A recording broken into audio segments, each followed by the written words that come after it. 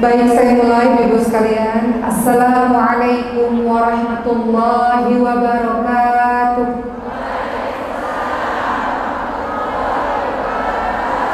Alhamdulillahirabbil alamin wa bihi nasta'in ala umuri dunya waddin. Wassalatu wassalamu ala asyrafil anbiya'i wal mursalin wa ala alihi wa sahbihi ajma'in. Amma ba'd. Rabbi shrah li sadri wa yassir li amri wahlul 'uqdatam min lisani yafqahu qawli. Amin amin ya rabbal alamin. Baik, langsung saja ibu-ibu yang saya cintai, hari ini kita membahas tentang wanita saja yang bisa kita lakukan. Karakter apa saja yang harus kita miliki kalau kita ingin masuk kepada surganya Allah Subhanahu wa taala.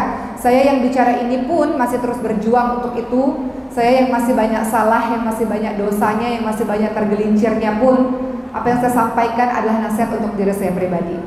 Semua di sini mau masuk surga, ibu semua? Masuk surganya sama siapa? Semuanya. Kita biasanya kalau pergi atau hijrah kemana-mana, kalau lebaran ada tradisi mudik. Betul ya Bu? Kita mudik pulang kembali ke kampung halaman, rasanya bahagia sekali. Walaupun macet-macet ditempuh. Demi apa? Demi bisa kumpul bersama dengan seluruh anggota keluarga. Demi bisa berkumpul dengan orang-orang yang kita cintai. Itu baru di dunia. Apalagi di surganya Allah Subhanahu wa taala. Begitu bahagia diri kita kalau kita bisa berkumpul dengan orang-orang yang kita cintai selamanya di surganya Allah Subhanahu wa taala. Betul Bu? Di antara kita ada yang Allah uji dengan wafat atau kematian terlebih dahulu, entah suami, entah anak, entah orang tua, entah orang-orang yang kita cintai. Namun kita tahu bahwa perpisahan itu adalah perpisahan sementara, karena kita akan kembali bersama dengan mereka di surganya Allah Subhanahu wa taala kalau kita masuk surga. Jadi motivasi kita, orang-orang yang ditinggal pergi oleh orang yang kita cintai lebih dulu, motivasi kita adalah bagaimana caranya memantaskan diri supaya bisa ketemu lagi di surganya Allah Subhanahu wa taala. Ada banyak karakter-karakter yang dibahas di dalam Al-Qur'an mengenai karakter-karakter orang-orang penghuni surga. Saya mulai dari surah Ali Imran ayat 133 sampai ayat 135 yang membicarakan mengenai karakter para penghuni surga. Siapakah mereka? Allah Subhanahu wa taala berfirman dalam surah Ali Imran ayat 133, A'udzu billahi minasyaitonir rajim. Wasari'u ila maghfiratin min rabbikum wa jannatin 'arduha as-samawati wal ardu u'iddat lil muttaqin. Allah Subhanahu wa taala berfirman dalam surah Ali Imran ayat 133, dan bersegeralah kamu kepada ampunan dari Tuhanmu dan kepada surga yang luasnya seluas langit dan bumi yang disediakan untuk orang-orang yang bertakwa. Surganya Allah disediakan untuk orang-orang yang bertakwa. Siapakah orang-orang yang bertakwa itu? Di dalam surah Ali Imran 134, ibu-ibu bisa lihat dijelaskan. A'udzubillahi minasyaitonir rajim.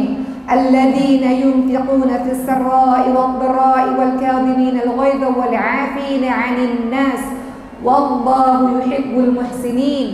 Dalam surah Ali Imran ayat 134, Allah menjelaskan orang-orang bertakwa yang masuk surga itu. Beberapa di antara ciri-cirinya ialah ia adalah orang yang gemar berinfak, baik di waktu lapang maupun di waktu sempit. Berinfak tidak harus kaya dulu, berinfak tidak harus menunggu mampu dulu, tapi berinfak bagi orang-orang yang mau. Saya sebelum lagi ayat-ayat ini ibu sekalian, saya teringat kisah ibu saya, karena kejadian ini baru ketika kami pergi haji kemarin. Mungkin sebagian ibu-ibu sudah tahu, ibu saya setelah selesai melakukan rangkaian ibadah haji, beliau terkena serangan jantung. Ayah saya pun, Allahumma firlahu warhamhu wa'afihu wa'anhu, amin amin ya rabbal alamin, meninggal dunia karena serangan jantung. Bedanya ayah saya meninggal 3 tahun yang lalu serangan jantung, dan kami tidak tahu. Kami baru menemukan ayah meninggal dunia 8 jam setelah itu, dimana pada saat itu tubuhnya sudah kaku dan biru sehingga sudah tidak terselamatkan. Ibu saya ketika mengalami serangan jantung di kota Mekah, serangan jantung itu terjadi di depan mata saya ibu semua, sehingga pertolongannya cepat. 5 menit ibu saya tidak bernafas, dan alhamdulillah rumah sakitnya berada di bawah hotel kami. Jadi perjalanan naik lift dari kamar menuju ke rumah sakit itu 5 menit tanpa nafas. Badannya sudah dingin, warna kulitnya sudah. Namun Masya Allah beliau masuk ke ICU selama 11 hari dengan ventilator, dan beliau ditekan dadanya CPR untuk mengembalikan nafasnya walaupun harus tulang dadanya retak. Namun saya mendapatkan nasihat dari para dokter dan para perawat yang ada. Ada 4 hal yang mereka katakan kalau ibu ingin dibantu oleh Allah Subhanahu wa taala. Mereka katakan kondisi ibu saya sangat sulit. Orang yang sudah berhenti nafas 5 menit, nggak ada nafasnya lagi bu, mengembalikan lagi tentu suatu hal yang, kata mereka, Al-Quran adalah asyifa, obat. Kemudian kamu punya Ka'bah, ada Masjidil Haram, kamu bisa berdoa di sana, doa dengan sungguh. Ketiga, Qiyamul Lail, doa di tempat terbaik, di waktu terbaik, menghidupkan malam. Dan keempat, sedekah. Kata mereka jangan lupa untuk bersedekah. Sedekah menolak bala ibu sekalian. Sedekah tidak hanya membuat Allah memberikan banyak rezeki kepada kita, sebagaimana dalam surah Al-Baqarah ayat ke-216 Allah Subhanahu wa taala sendiri yang menjanjikan siapapun yang berinfak di jalan Allah Subhanahu wa taala, 61 maaf ya, Al-Baqarah 261, Allah akan lipat gandakan sampai 700 kali lipat. A'udzubillahi minasyaitonir rajim. Kata Allah, "Matsalul ladzina yunfiquna amwalahum fi sabilillahi kamatsali habatin anbatat sab'a sanabila fi kulli sunbulatin mi'atu habbah wallahu yudha'ifu liman yasha' wallahu wasi'un 'alim." Kata Allah dalam surah Al-Baqarah 261, perumpamaan orang-orang yang menginfakkan hartanya di jalan Allah seperti sebutir biji yang menumbuhkan 7 tangkai. Pada setiap tangkai ada 100 biji. Allah melipat gandakan bagi siapapun yang Allah kehendaki. Allah Maha luas lagi Maha mengetahui. Orang-orang yang berinfak di jalan Allah, Allah janji akan Allah lipat gandakan hingga 700 kali lipat. Tidak hanya soal itu, tapi sedekah yang kita berikan menolak bala, menolak bencana, menyembuhkan orang-orang yang sakit. Sedekah. Saya ceritakan kembali ke ibu saya tadi, ternyata sedekah bisa menolak bala, sedekah bisa menolak bencana. Yang mungkin harusnya kita sakit parah, perantara sedekah, mungkin Allah jadikan perantara sedekah menjadi wasilah kesembuhan penyakit kita. Singkat cerita ibu-ibu sekalian, alhamdulillah ibu saya sekarang sudah di Indonesia dan sudah dalam keadaan yang baik. Dan para dokter mengatakan ibumu mendapatkan kesempatan hidup yang kedua kalinya, alhamdulillah. Jadi salah satu kalau mau masuk syurganya Allah, dia adalah orang yang punya hubungan yang baik, hablum minallah dan hablum minan nas. Ya, hablum minan nas ditandai dengan apa? Dengan peduli dengan sesama manusia lainnya. Salah satunya adalah dengan memberikan infak terbaik. Karakter kedua selain gemar berinfak, surah Ali Imran ayat 135, 134 disebutkan, dan orang yang menahan amarahnya. Seseorang itu, kata Rasulullah, dia kuat bukan ditandai dia jaga berkelahi, tapi dia kuat karena dia mampu menahan amarahnya. Orang-orang yang kuat adalah orang-orang yang mampu menahan amarahnya. Kata Rasulullah, "Taqdaqwalakal jannah." Jangan marah-marah, maka bagimu syurga. Kalau kita dalam kondisi marah, maka Rasulullah SAW ingatkan ada beberapa cara untuk kau menahan dirimu agar tidak marah yang membabi buta. Caranya dengan berwudu, karena ketika engkau marah engkau dikuasai oleh syaitan, maka padamkan dengan air wudu. Atau engkau ta'awudz, a'udzubillahi minasyaitonir rajim. Aku berlindung kepada Allah dari gangguan. Atau teman-teman diam. Kadang-kadang kalau kita marah kita bisa mengucapkan apapun kata-kata yang kalau kita sadar kita menyesal dengan perkataan itu. Maka Rasul menyuruh kita kalau dalam keadaan sangat marah diam dulu. Atau kata Rasul kalau engkau dalam keadaan sangat marah ubah posisi. Ketika engkau berdiri, posisi lebih rendah duduk. Ketika engkau duduk masih marah maka berbaring. Maka hal-hal tersebut bisa meredakan amarahmu. Di surga mampu menahan amarahnya. Kepada siapa? Kepada pasangan, kepada anak-anak, kepada orang-orang sekitar. Kekuatan dirimu tergantung dari seberapa besar engkau bisa menahan amarahmu. Berikutnya karakter yang ketiga kalau engkau ingin menjadi penghuni surga, dalam surah Ali Imran 134 adalah mudah memaafkan kesalahan orang lain. Susah gak bu memaafkan kesalahan orang lain? Ada seseorang yang ketika Nabi dan para sahabat Nabi Nabi dia penghuni surga. Salah seorang sahabat menginap di rumah orang itu. Apa amalan dia sampai-sampai Rasul katakan dia penghuni surga? Amalannya biasa saja, sholat 5 waktu biasa, mengaji biasa. Namun ada satu amalan yang luput dari perhatian sahabat ini. Apa itu? Ternyata ketika Rasul katakan orang ini penghuni surga, dia punya kebiasaan sebelum dia tidur, dia minta kepada Allah agar membersihkan hatinya, agar tidak ada marah, dendam, iri, dengki, hasad di dalam hatinya. Sebelum tidur dia minta kepada Allah agar memaafkan semua kesalahan orang yang pernah menyakiti hatinya. Kita memaafkan bukan untuk dia, teman-teman sekalian.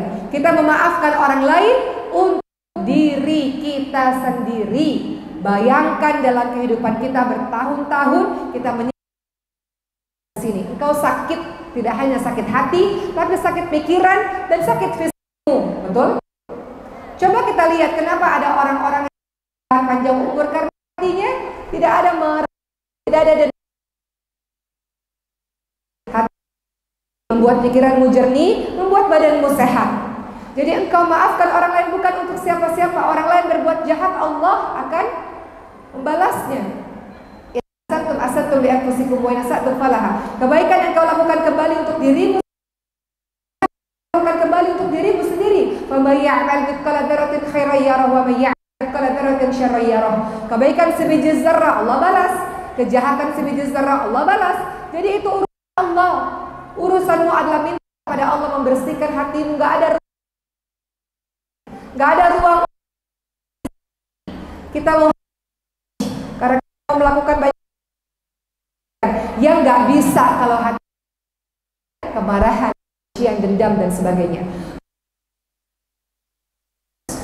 Pintu surga 8. Ada pintu surga orang-orang yang puasa, pintu surga orang yang salat, pintu haji yang mabrur, pintu orang yang berzikir menuntut ilmu, pintu orang-orang yang kuat tauhidnya yang tidak dihisab oleh Allah Subhanahu wa taala, dan pintu orang-orang yang mudah memaafkan kesalahan orang lain dan menahan amarah.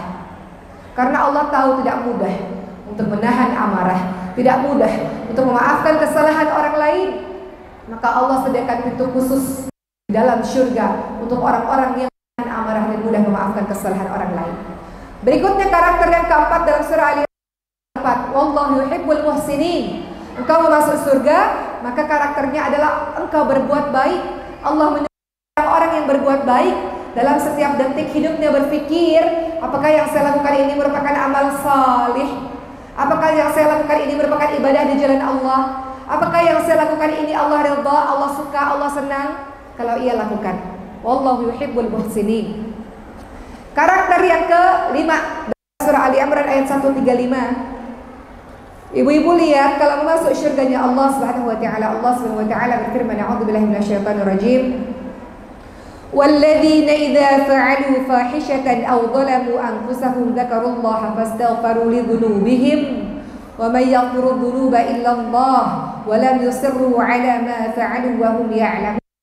Dalam surah Ali Imran ayat 135, karakter orang-orang penghuni surga, dia adalah orang yang suka bertaubat kepada Allah Subhanahu wa taala.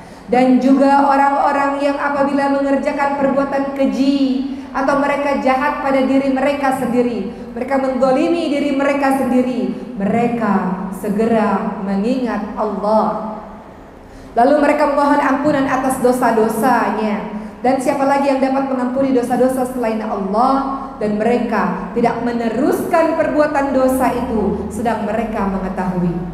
Orang yang gemar bertaubat kepada Allah Subhanahu wa taala, orang yang terus kembali kepada Allah Subhanahu wa taala, orang yang terus-menerus minta ampun kepada Allah Subhanahu wa taala adalah ciri orang-orang yang masuk ke dalam syurganya Allah Subhanahu wa taala.